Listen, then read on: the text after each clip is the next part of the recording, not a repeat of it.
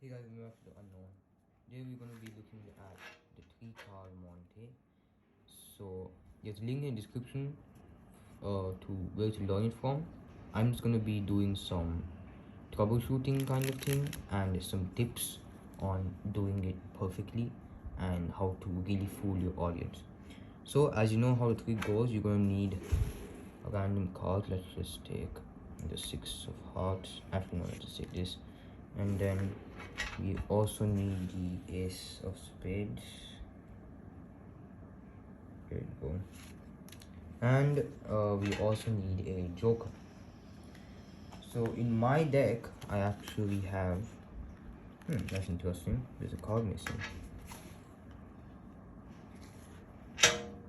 Oh, it's right here, never mind.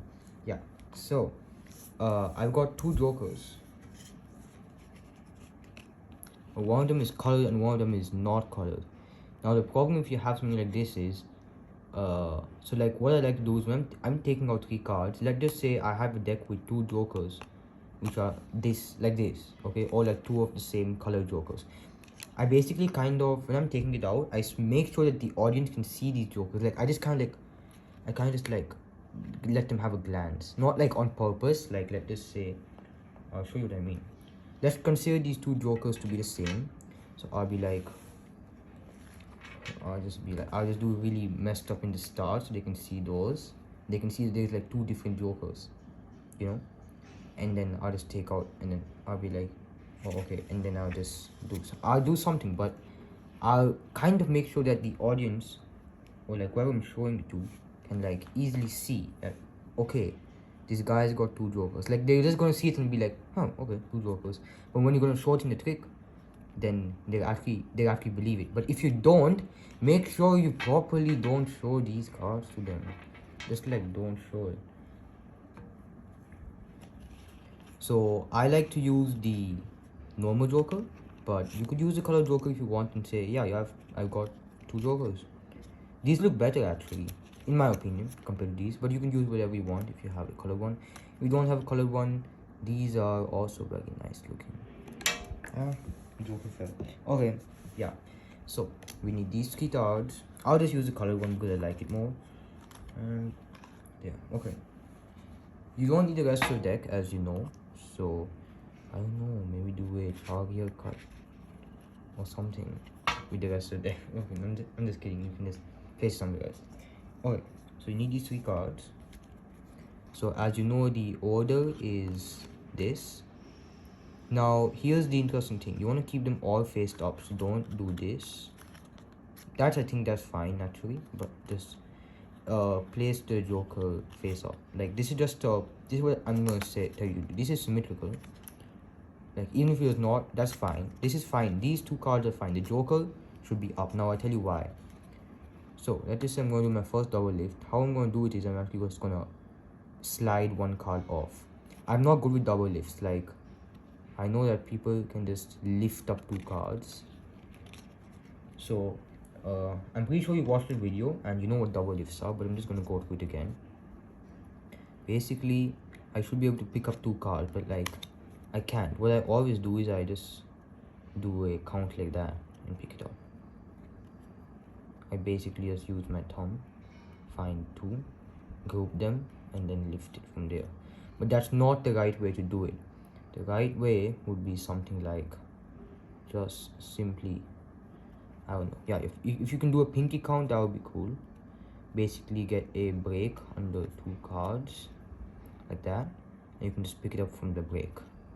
Now pinky count is really hard. You have to push down the deck, count 1. Okay, I can't even push down. Yeah, I think I can. So yeah, okay, I can't do it. But let's just say I do my double lift how I usually do it. Now if I do it the usual way, sometimes the audience can see it. That's why you can see it's not really the best way. I think I picked up 3. Yeah, I picked up 3. So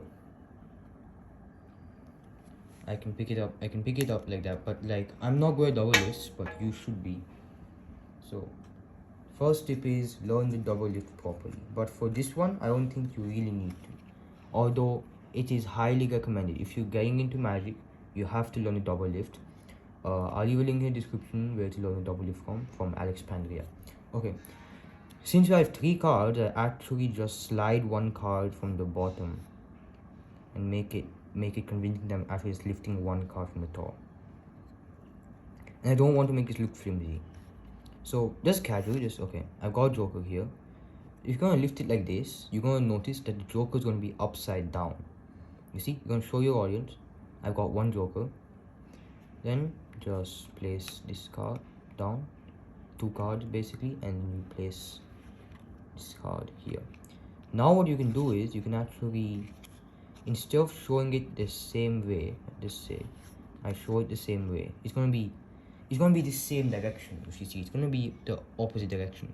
What you can do instead is actually lift it up like this or some other way. Okay, maybe you can just do that, like, you know, instead of just lifting it flat so it's opposite, you can just swirl it and lift it.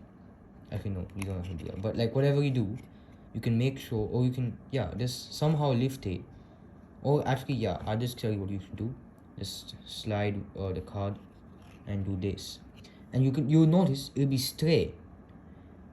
So that's actually kind of convincing that this was like opposite, this is straight, so they won't immediately think it's the same card. And you can just kind of casually place it on here, like you only do directly, casually place it on here and just slide it down. In the last one you actually like kind of placed it properly. You could just be casual about, like, make sure you're doing this a little fast, and it takes some time, but sure. Then before they could think about what they just saw, like, hey, are those 2 same cards or anything, you show them the Ace of Spades and tell them, as in the video, this is the important card, this is the card you have to focus on. And you also want to, don't look at them, look at the card, because wherever you are looking, the audience is going to look.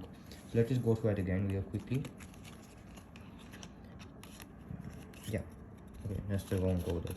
Okay, so first card I've got is a Joker. So second card I've got is also a Joker. And then the third card I've got is an Ace of Spades, and this is the important card. So you have to kind of be like that to the audience. Now you're going to notice that everything is flipped. So like what you're going to do after this is you're going to say, okay, I'm just going to take the top card is an Ace of Spades, and then you're going to take those 2 cards and just put them to the bottom immediately. Okay, and you say, what's on the bottom? It's Joker. Then for this one, I really like to give you a good tip here.